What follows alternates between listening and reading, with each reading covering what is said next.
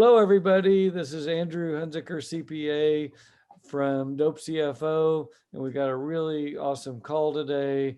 We're going to talk about using the cannabis industry as a force for good and setting up B Corps. Super excited to have Brad Green on the show. He's an Australian CPA, all the way over in Australia, where cannabis is moving forward rapidly as well. And so this is going to be a really cool show we're all going to learn a lot, including me. So before we jump into the B Corp stuff, Brad, why don't I let you tell me about your background, how you got into accounting, and kind of how you got into the cannabis niche. Yeah, awesome. Thanks so much for having me on the podcast. It's kind of funny. It's come full circle. I remember listening to this actually while I was in California, while I was sort of making up the decision to do the Dope CFO program. But yeah, mate, I sort of started, a fair few years ago now in accounting. Sort of did a little bit of that at university and sort of myself that I'd never actually do accounting. But as things go, I ended up sort of getting into the workforce. And once I sort of started doing the CPA studies, I really enjoyed accounting, and I realized you can actually have quite a big influence in a business in an accounting finance role. So over the years kind of did that. And a couple of years ago, I was sort of looking to do a little bit of travel and also work. So I kind of worked in accounting roles remotely around Latin America, and then in California as well after that. So yeah, it's been a pretty good journey actually. I never really thought that I'd get around so much with bit of accounting knowledge, but yeah, that's sort of how I came into accounting and just with the cannabis side of things. I was just visiting, doing a bit of traveling in California at the time, but there was a bit of the COVID going on. So one of our friends had a farm over there. I was traveling with my girlfriend at the time, and we decided to just pop in and check it out, see what it's all about. Didn't really know too much about cannabis cultivation at all, so just popped in, saw it, and just became really curious after that. Was that when you were living in Costa Rica? Yeah, so I was living in Costa Rica. I'd worked a contract for a festival over there. Okay. And then through that festival itself, we met a lot of people from California who just said, pop up and visit whenever you like. I'd always sort of wanted to get up to Cali. So originally went up there with just the idea to just travel up and down the coast. But got a little bit sidetracked, but it was meant to be, I think. Yeah, that's awesome. I mean, you're just, in the middle of a pandemic where most of us are not traveling at all. You are just all over the whole entire world. So that's awesome as well. Why don't we jump into where your background and your company, what are the unique skills and traits that you bring or your firm brings, and serving cannabis companies in general? Yeah, I think the thing with me is all of my background's not in public accounting, so I've got a fair bit of experience in controller and sort of CFO roles from the ground up. Really, I definitely learned on the tools, so I've kind of done everything. I kind of get what it's like. I understand what people are dealing with if they're doing their own books or they're outsourcing. I have a bit of hands-on experience, obviously, from being over in Cali, working with a cultivator. So I kind of get what's actually going on. I've seen it hands-on, and I see the sort of challenges that they have and see how cool it can also be. The other thing for me as well is just I've worked for companies that are 100% remote, so kind of across how to deal with that. Pretty confident with that. And the other part that we're obviously going to talk about is going through the B Corp certification process. So we'll talk about this in a bit, but I just felt that it was the path that I wanted to go down. So for myself and the firm, and then also for clients, if we can direct them in that way, then that's awesome. Well, this is a really cool topic, and I knew a little bit about B Corps and that you could form it. I didn't even know you could become a B Corp certified. So I'm super excited to hear about that. And so tell us a little bit more about the B Corp models, their purpose in cannabis, and also just even like I thought this was actually a US kind of corp, or is this something that's global? Because it's a really amazing thing that we definitely need for our planet. That's for certain. Yeah, I totally agree. There's kind of like there's two types of B Corps actually. So one is the actual legal entity, which is in sort of most states in the US, not all of them yet. And then there's also an independent verification body called B Lab, which can also verify your company as a B Corp. It might just be that you have a different structure, you might have an LLC or something, but then you've got some other document that's actually creating some kind of legal obligation to not necessarily prioritize profit at all costs. It's really so that there's a space for purpose too. So you're actually meant to be looking out for all stakeholders, not just shareholders. And so and you're talking about and you talk about NGOs, non-governmental organizations, and how B Corps are kind of similar in a way, but different. And so, and balancing that profit with purpose. So they still got a profit purpose. So a couple of questions I had right off the bat. On the tax, so say I have an LLC or whatever, and I have a farm and I go B Corp and get certified, but I'm a C Corp. Do I still Yep. file federal taxes as a C Corp, but I still have that B Corp kind of status? Yeah, it's mainly for the directors in the business, so that if something happens legally, then they're acting in all stakeholders' interests rather than just shareholders. Okay. But you're still, it's not a non-profit. It's a for-profit entity still. But you would still file taxes as the C Corp from the IRS viewpoint or whatever. And then, but the B Corp status, and do they have to be certified every year? I mean, how do the B Lab people come over and make sure that farm is really doing things on the up and up or whatever, or donating part of their proceeds or whatever that is? Yeah, it's an ongoing verification process. So every couple of years they'll do an in-depth review. The first one obviously is very intense, but the whole idea is to get yourself a score, how you're performing in these different areas, and to improve that over time. So is that what your role would be then? So like you're certified by B Lab, and then you can come out there and be the person to help them do the whole scoring and testing and whatnot? Yeah, I mean, I have a partner who would do that. She's an actual B Corp consultant. I just reached out to her quite a while ago just because I was interested to know what the process was actually like. I'd sort of read quite a bit about it and seen a few different companies that seem to be doing pretty good things. So I wanted to know what the actual process was like. And she actually provided some pro bono work for me to get going, which is really awesome. And if we get into that situation where a client's interested, then I'd sort of let her take the reins there. Yeah. But once you're certified as a B Corp consultant, is it a service offering you're going to offer through your firm as well?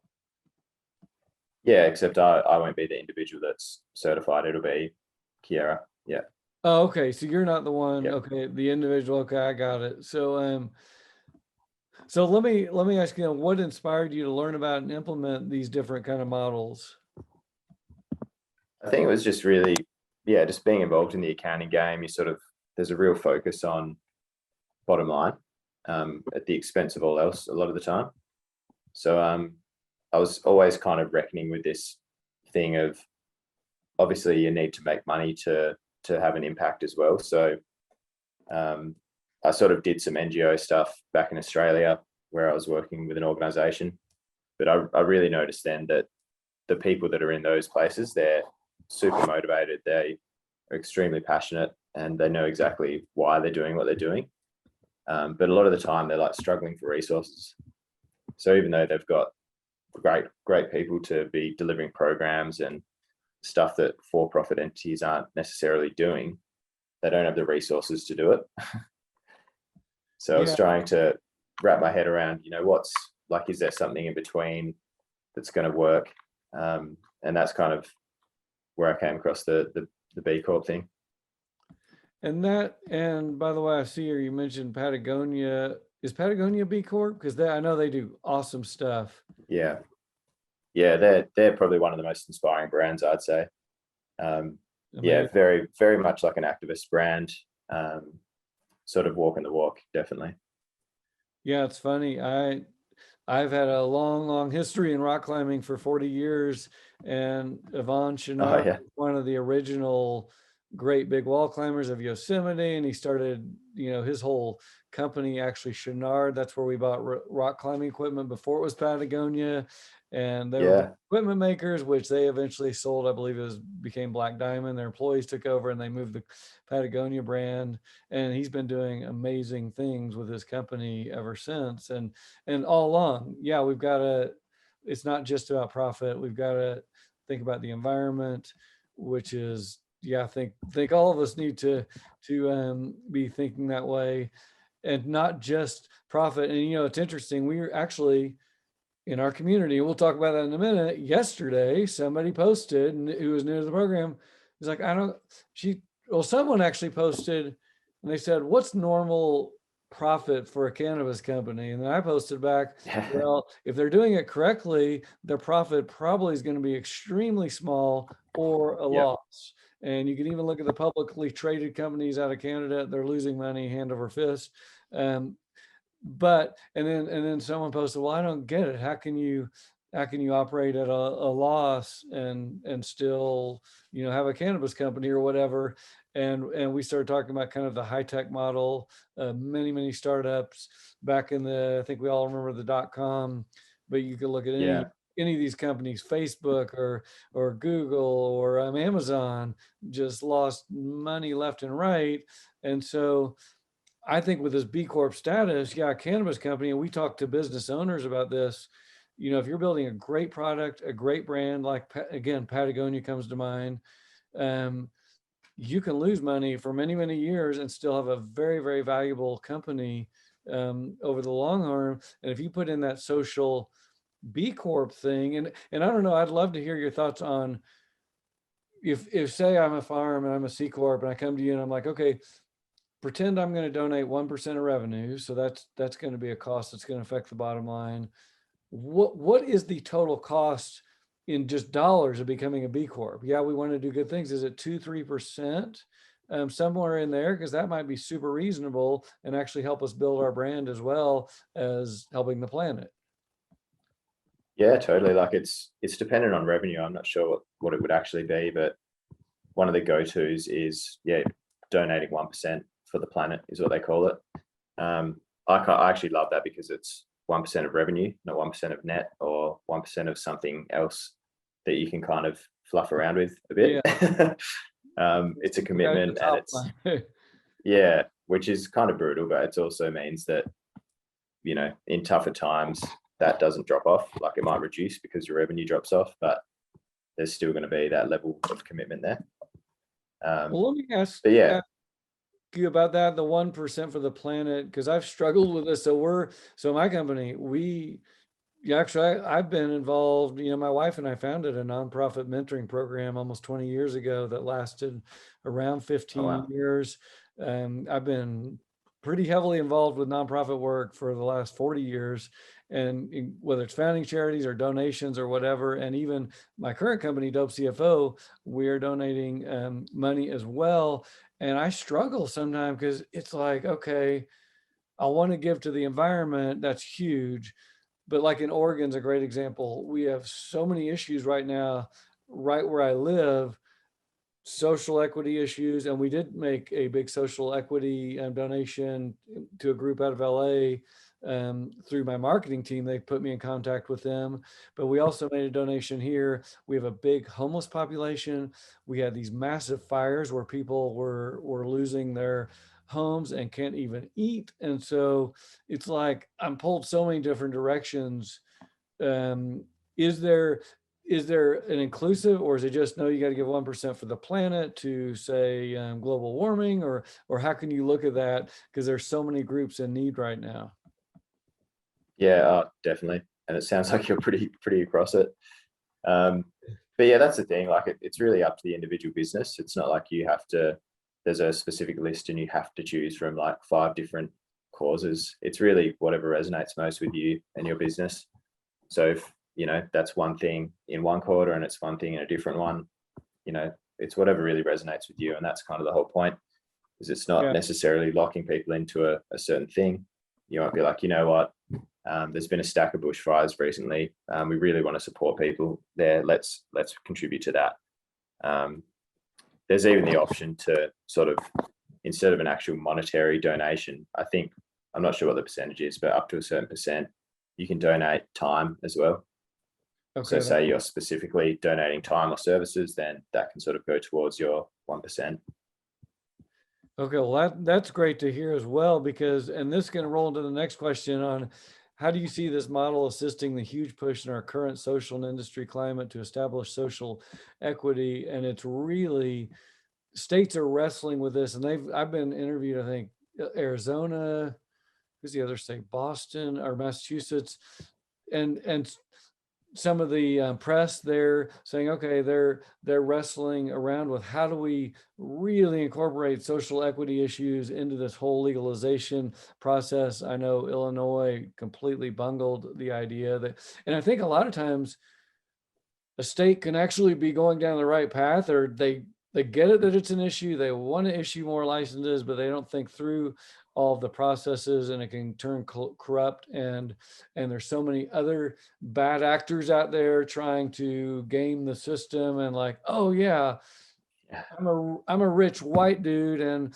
I'm going to go back this person and help them get a license, but I'm really just trying to backdoor my way in secretly. And so give me your thoughts on that, because it is a very big issue right now, and an important one.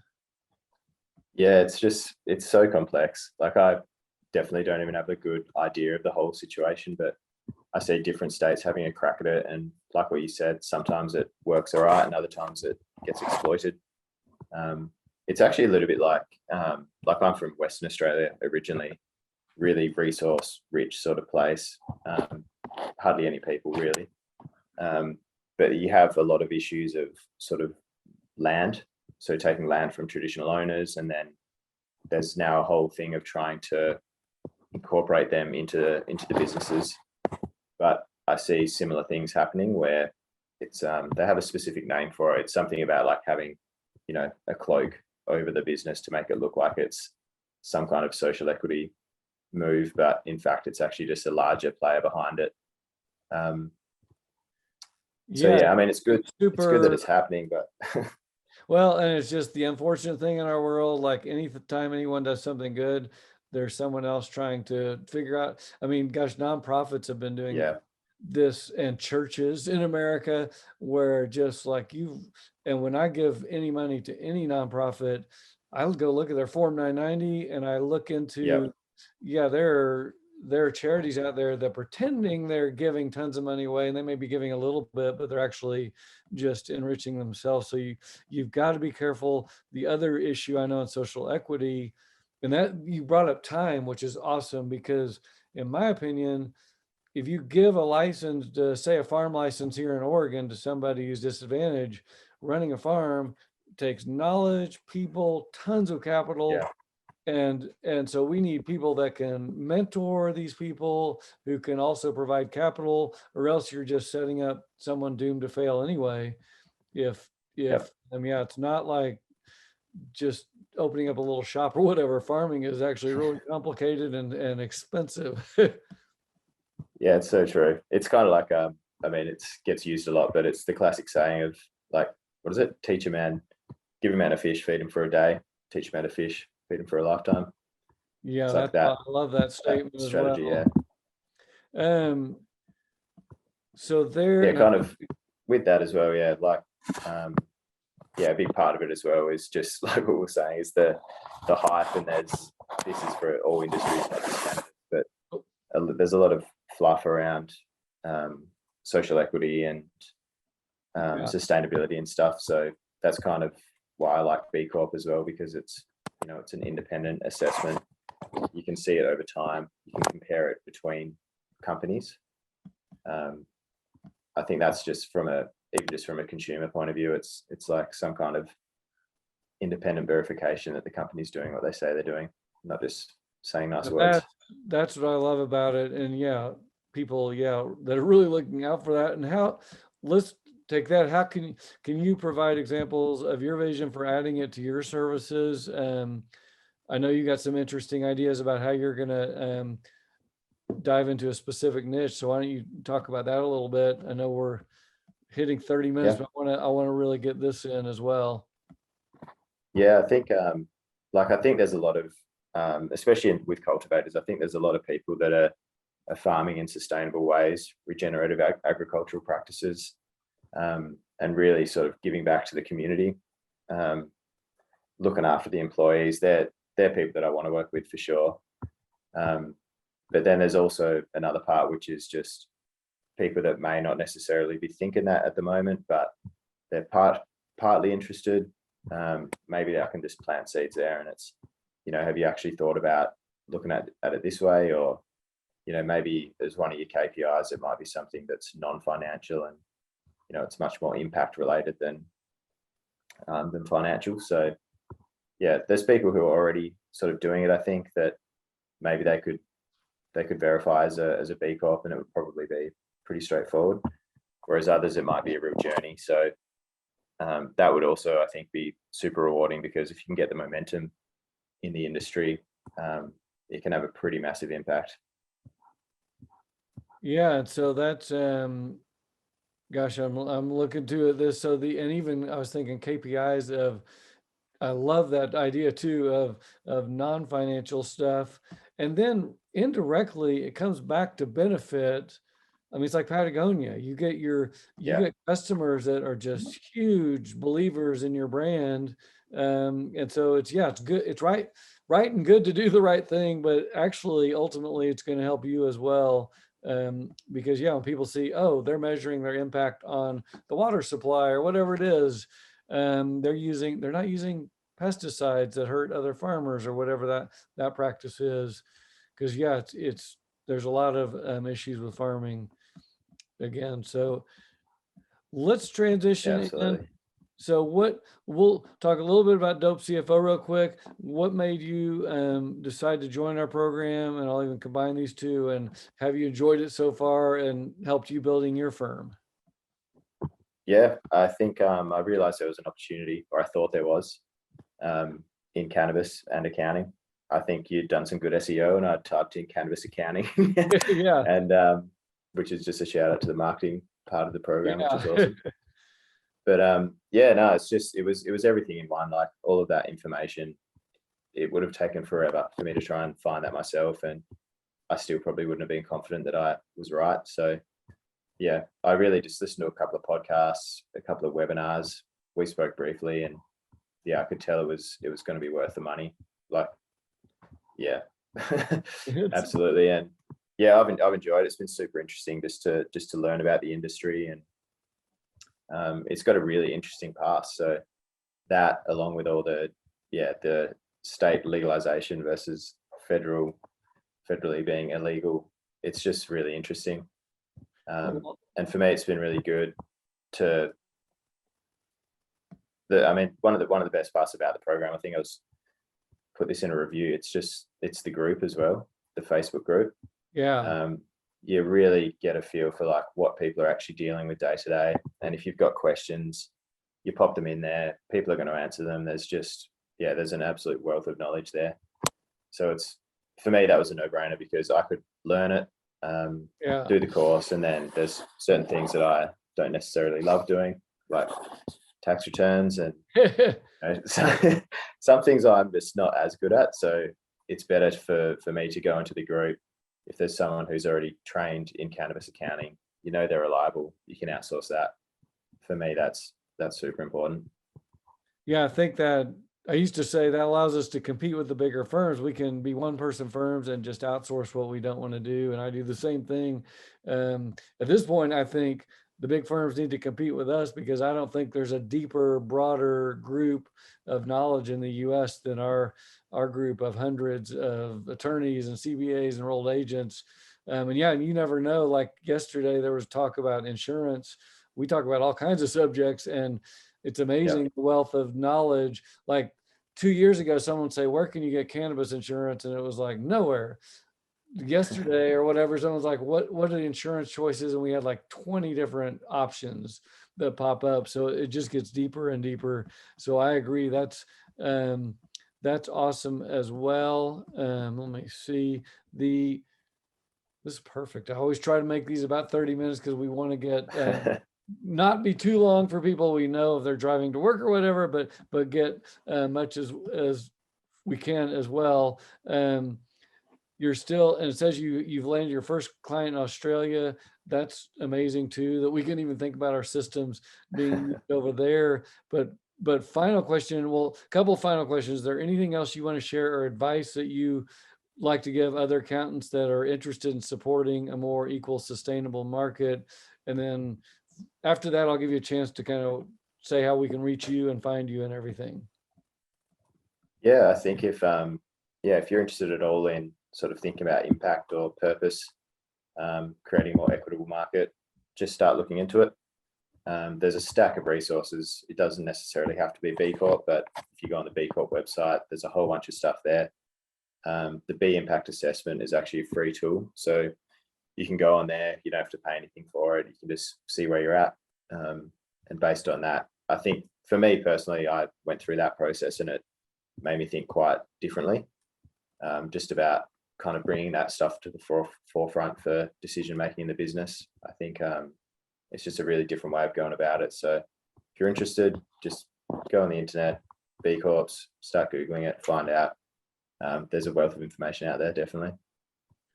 Well, that's all. That's awesome. And I'm also on the planning committee for AICPA, who's finally kind of getting behind Nice. the cannabis movement. They're having a big conference in November.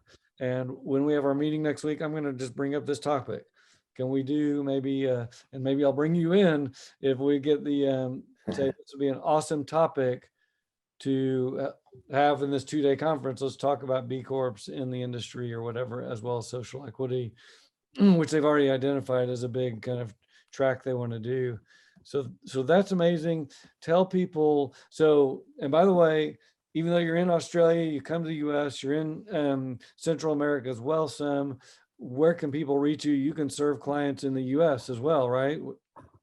Yeah, exactly. That's always been my sort of strategy. So at the moment, I'm just visiting in Australia. It's really funny that I ended up making a contract with a medicinal cannabis company here, but that's really just from all the knowledge that I had from the program. But yeah, a couple of months' time, I'll be back over that way and in the right time zone. So Greenflower CFO is the firm name. You can jump on Google, just pop that in, it'll come up. On LinkedIn as well, Brad Green, you'll find me on there. But yeah, really pumped to actually get back into the US industry. Well, that's awesome. I mean, so that's a super easy name to remember, Greenflower CFO, and your last name just happens to be Green. You didn't change that for cannabis, did you? That was your real last name. My current email actually is not for Greenflower, but with this current company is actually bgreen@littlegreenfarmer.com.au. That's perfect. You could even, if you get really far down the road, maybe you could change your name to Brad Greenflower. That could definitely be worthwhile. Yeah. Get you some fame, but no. So this has been an awesome call. Yeah, these calls we're doing are just, it's amazing, and I love how the niche is just so huge. Between farming and retail and labs and all that, and then the different subsectors of social equity or B Corp. I talked to Carlos, he's carving out a niche just serving again social equity Latino groups. So there's Awesome. so many groups and ways to go. So thank you so much for being on here. We will have this out very soon. And thank you everyone for listening. If you want to find out more about Dope CFO, you can find us very easily at dopecfo.com and check us out. You can contact us from there as well. But thank you everybody for joining, and thank you, Brad, for coming on.